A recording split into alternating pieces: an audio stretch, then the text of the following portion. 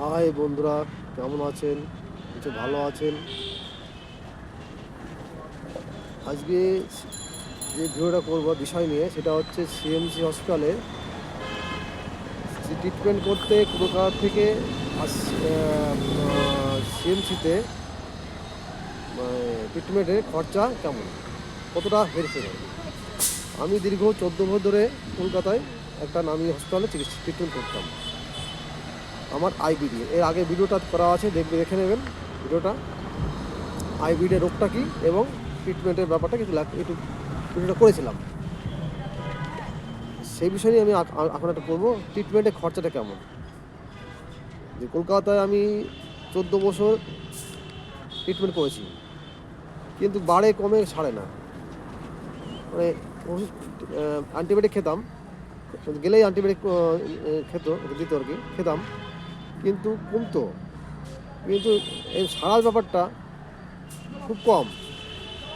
প্রতি মাসেই আমাকে যেতে হতো, তখন 900 টাকা করে ভিজিট নিত কলকাতাতে, কিন্তু কোনো পরিবর্তন হতো না, রোগটা থেকেই যেত। করোনার পরে আমার রোগটা বেড়ে যায়, মানে আইবিটা বেড়ে যাওয়ার পর আমি সেই করোনার যখন লকডাউন হয়ে গেল, মানে শেষ হয়ে গেল, তখন আমি ভেলোর চলে গেছিলাম। ভেলোরে গিয়ে আমি অনলাইনে বুক করে গেছিলাম। অনলাইনে বুকে নিয়েছে ডাক্তারের ভিজিট আর কি, তখন নিয়েছে 330 টাকা। এখন 370 টাকা হয়েছে নর্মালে। স্পেশালে 700-800, আর যদি আলফা কিনে করেন ওটা আরও ডবল, 1400-1500-1600। এটা রোগের উপর নির্ভর করে কোন ডিপার্টমেন্টে আপনি দেখাচ্ছেন। হ্যাঁ, এই জন্য তা আমি প্রথমে স্পেশালে গেছিলাম, গ্যাস্ট্রোতে গেছিলাম স্পেশাল, কিন্তু ওখান থেকে আমাকে চেঞ্জ করে বললো আপনি নর্মালে দেখান। তো নর্মালে আবার আমি ডেট নিয়ে আমি নর্মাল, ওরাই ডেট করে দিয়েছিলো, করার পর আমি তারপরে আবার দেখেছিলাম 2 দিন পরে। টেস্ট করার পরে উনি বললেন যে কলকাতা যে ট্রিটমেন্টটা করছে ঠিক করছে, কিন্তু আপনাকে ডোজটা কম দিচ্ছে। ধরুন আমার লাগবে সারাদিনে হয়তো 1000 পাওয়ার করে 3টে ট্যাবলেট, কিন্তু কলকাতা আমাকে 400 ট্যাবলেট করে 3টে দিচ্ছিল। এই জন্য ডোজটা কমের জন্য আমার রোগটা সারছিল না, লেগেই থাকতো আর কি, সবসময় লেগে থাকতো আর কি, সুস্থ হতাম না।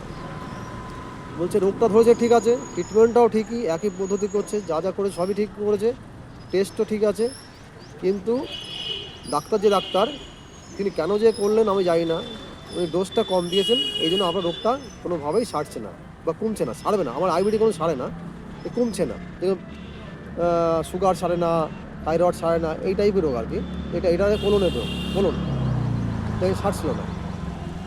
তা আমাকে উনি বলেন যে আমাকে ওষুধ দিয়েছিলেন, মানে ডোজ দিয়েছিলেন 3 মাস দিতে, আর ট্যাবলেট দিয়েছিলেন, পাওয়ারটা দিয়েছিলেন একটু বেশি, রেগুলার 3টে করে। আমি খেয়েছি। আজ আমি 4-5 বছর হয়ে গেছে, মানে করোনা থেকে 20 সাল থেকে অবধি আমার আস্তে আস্তে কমে গেছে। এখন ওই রোগটা আমার ভিতরে আছে, কি সারবে না, কিন্তু আমার বাইরে প্রকাশ পায় না। আমি সুস্থ খাওয়া দাওয়া সমস্ত কিছু করছি আগে। কিন্তু এখানে যে ডাক্তার দেখিয়েছিলাম, সে ডাক্তার আমাকে অনেক কিছু খেতে বারণ করেছে, দুধের প্রোডাক্ট, হ্যাঁ, মানে মাংস টাইপের, মানে তেল জাতীয় জিনিস খেতে বারণ করেছিল। এবং একটা বড় ট্রিটমেন্ট ভুল করেছে এখানে কলকাতাতে, যে আমাকে গ্যাসের কোনো আমার রোগ ছিল না, সেই গ্যাসের ট্রিটমেন্টটা করেছে। আমি ওখানে গিয়ে দেখার পরে বলছে আপনার কোনো গ্যাসের প্রবলেম নেই, টেস্ট করিয়ে বলছে কি আপনার গ্যাসের কোনো প্রবলেম নেই, এই ট্যাবলেটটা আপনি খাবেন না, আর কোনোদিন খেতেও হবে না, ভবিষ্যতে দেখা যাবে, কিন্তু আপাতত আপনার এই গ্যাসের কোনো প্রবলেম নেই। কিন্তু কলকাতায় কেন যে দিল গ্যাসের ট্যাবলেট, কিন্তু আমি দীর্ঘ 13 বছর ধরে আমি গ্যাসের ট্যাবলেট রেগুলার খেতাম, সকালে উঠে একটা করে, এটা আমি বাদ দিয়ে দিয়েছি। এই পার্থক্যতে বুঝতেই পারছেন, এখানে রোগটা আমার কোনো গ্যাসের প্রবলেম ছিল না, কিন্তু গ্যাসের ট্যাবলেট ট্রিটমেন্ট করেছে। রোগটা আমার যে হয়েছে টেস্টে ঠিক ধরা পড়েছে, ওরা বলেছে ঠিক, কিন্তু আমার ট্রিটমেন্টটা করেছে ভুলটা বলবো না, ডোজটা কম দিয়েছে, এই হচ্ছে ব্যাপার। আর খরচা, ওখানে ভেলোরে টেস্টের খরচাটা একটু বেশি, একবারই টেস্ট করে, আর এখানে কলকাতা 2-3 মাস পর পরই টেস্ট করাতো, এই হচ্ছে ব্যাপার। সেই হিসাবে কোলোনোস্কোপি করাতো 4-5 মাস পরে, 6 মাস পরে, বা কোনো 1 বছর পরে, এখানে কলকাতায় আর কি। কোলোনোস্কোপি এন্ডোস্কোপি দুটোই করাতো। আর অন্য টেস্ট আছে, এলএফটি, সুগার, সব টেস্ট করাতো। টেস্টে অনেক খরচা হয়ে যেত, কিন্তু ভিলোরে ওই একবারই টেস্ট করিয়েছে। আপনার এন্ডোস্কোপি, কোলোনোস্কোপি এগুলো করিয়েছে, আর এই 5-6 বছরের মধ্যে আর করায়নি। হ্যাঁ, একটা ট্রিটমেন্ট করায় এলএফটি, লিভার ফাংশন টেস্ট, এইটা আমাকে ওখানে করায়। আর ব্লাডের কিছু দেখায়, ওই 2200-2400 টাকা, 2600 টাকার মধ্যে হয়ে যায়। আর এখানে টেস্ট করাতে মিনিমাম আমার লাগতো 13-14 হাজার টাকা। আপনি জেনেই দেখবেন কোলোনোস্কোপি আর ইন্ডোস্কোপি রেট কত কলকাতায়, মানে টেস্টের চার্জ কত, এখানে সেটা খরচাটা বেশি বেড়ে যায়। এখানে ডাক্তার 1000 টাকা, 900 টাকা করে নিত, আমার ওখানে 300, এখন 370 টাকা করে। আর এখানে আমি প্রতি 2 মাস পর পর যেতাম ফলো আপ করতে। ফলো আপ বলতো 2 মাস পরে, 1 মাস পরে যেতে হতো। কিন্তু ওখানে আমাকে প্রথমে 3 মাস গেছিলাম, তারপর 3 মাস পরে গেছিলাম, তারপর 6 মাস করেছে, এখন বলেছে 1 বছর পর আসবে। এটা আস্তে আস্তে বাড়বে, তাহলে আমার টাকার অঙ্কটা কমে গেল, ওষুধের সংখ্যাটা কমে গেল। এখানে আমি প্রতিদিন 14টা প্রেশার দিয়ে 14টা ওষুধ খেতাম, 15টা।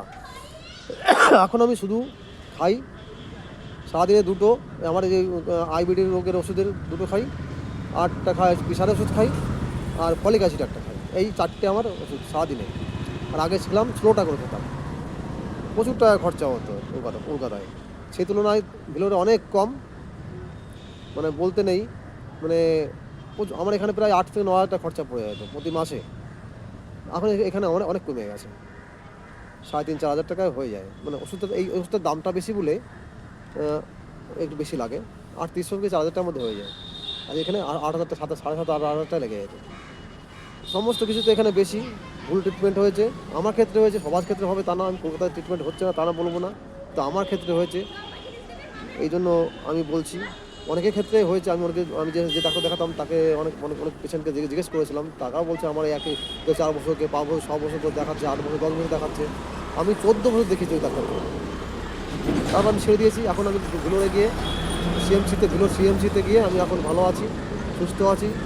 যদি এই ধরনের কোনো রোগ হয়, যদি কলকাতায় কোনো কিছু বলে অপারেশন করতে বা কোনো ট্রিটমেন্টের ব্যাপারে দীর্ঘদিন হচ্ছে আর ছাড়ছে না, আমি সাজেস্ট করবো যে আপনারা ভিলোরে গিয়ে একবার দেখাতে পারেন। দেখবেন প্রথম চান্সে একটু খরচাটা বেশি, টেস্টে লাগবে, সেটা এখানেও লাগে, কিন্তু ওখানে গিয়ে আপনার একবারই করাবে, আর করাও লাগবে না আশা করি, যদি অপারেশন না করতে হয়। এই হচ্ছে পার্থক্য, বুঝতে পারছেন। মান্থলি 4,000 টাকা 4,000 টাকা কম ওষুধ খেতে হচ্ছে, আর বছরে একবার করে যেতে হচ্ছে এখন আমার। আর টেস্ট আমি একবারই করেছি, 5 বছর আগে করেছি, আর করছি, আর করেছি, আর যদি প্রয়োজন হয় কোনোদিন করবো, নয় করবো না। এই হচ্ছে ব্যাপার। তাহলে বুঝতে পারছি খরচাটা কত কমে যাচ্ছে। আপনি টাইমে যাবেন, টাইমে তো বড় অভাব এখন বর্তমানে, কিন্তু রোগ হলে কী করবেন, যেতে তো হবেই। সরি, তাহলে যাবেন, দেখবেন। আমি মানে সিএমসি হসপিটালের পক্ষ নিয়ে কথা বলছি না, আমি কলকাতা ট্রিটমেন্টের কথা দিয়ে বলছি। আমার ক্ষেত্রে যেটা হয়েছে সেটাই আমি প্রকাশ করলাম, মতামতটা আপনাদের। আশা করি ভালোই হবে ভেলোরে গেলে, কারণ 144টা রোগের ট্রিটমেন্ট হয়। এখানে তো অনলাইন করে যাবেন, বুকিং করে যাবেন, দেখিয়ে আসবেন। প্রথমবার একটু টাইমটা বেশি লাগে, তারপরে সপ্তাহখানিক, প্রতিবারে আমার 8-9 দিন হয়ে যায়। এই সপ্তাহে যাই, পরের সপ্তাহে চলে আসি। এই হচ্ছে ব্যাপার। আমি বোঝাতে পেরেছি খরচার ব্যাপারটা, বলে আর কিছু বলতে হবে না, কেন আমি চাই না যে এই ব্যাপারটা নিয়ে কোনো কিছু মানে তার মন খারাপ হোক। আমার এটা ঘটেছে বলে আমি বলছি, আপনার ক্ষেত্রে ঘটতে পারে। তো আজকের মতো ভিডিও রাখছি, সুস্থ থাকবেন, ভালো থাকবেন। এই ভিডিওটা শেয়ার করবেন, সাবস্ক্রাইব করবেন। আমার চ্যানেলের নাম Tapan A to Z। Bye bye, tata, ভালো থাকবেন।